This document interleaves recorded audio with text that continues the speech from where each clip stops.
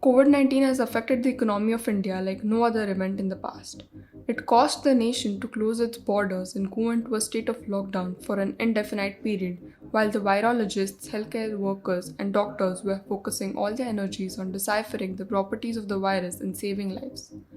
In India, triggered by the lockdown across the nation from March 2020, caused all industries to put a stop to their production, and some even had to lay off their employees for the company's survival.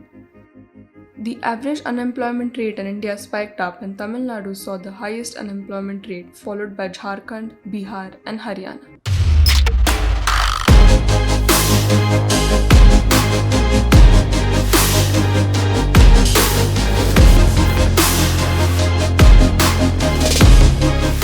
In an attempt to obstruct the spread of virus, many countries shut their borders for tourists. The tourism industry was one of the worst affected as a result of this. In India, states and cities such as Goa, Kerala, Hampi, Kurg, and many others depend heavily on tourists for revenue. But owing to the pandemic, the tourism industry in India saw a decline by 40%. The tourism industry is expecting special policy incentives to promote domestic travel, and it continues to maintain its long-standing demand for the government to grant industry and infrastructure status for projects over Rs 50 crore. As the aviation industry works on thin margins due to high competition, many employees were laid off and the rest saw hefty pay cuts. The industry sunk by almost 66% during the lockdown. The suspended operations cost the industry loss of Rs 75 to 90 crore per day. As of today, the commercial viability of the airlines look bleak. With the continued thrust of the government on infrastructure creation and development, the budget is likely to focus on the upgradation of airports in Tier 2 cities through the public-private partnerships. A boost in tourism will directly impact the growth in the business for the aviation industry.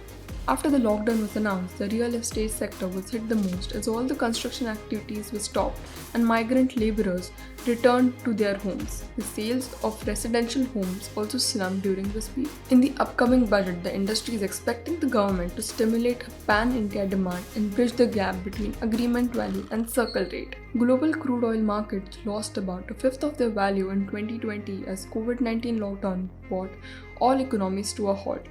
One of the main reasons behind this was the sudden drop in the demand for oil in the market. As most countries issued stay-at-home orders and shut industries, the demand for oil plummeted. As the supply was high and the demand low, the sector was hit badly by the lockdown.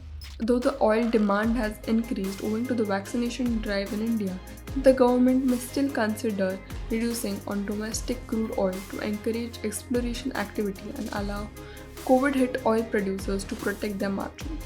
Cess on domestic crude is currently levied at the rate of 20% of the value of oil. It is not news that the retail sector was one of the most affected sectors during the lockdown. The sudden shutdown of the country, closure of school, college and offices halted the demand for shopping. As per a report by the Retailers Association of India, the business had dropped by 20 to 25% by the end of February itself, when the coronavirus panic just broke out in India. Now, as the lockdown restriction eased, there has been a resurgence of online shopping. But yet, the sector has a long way to go.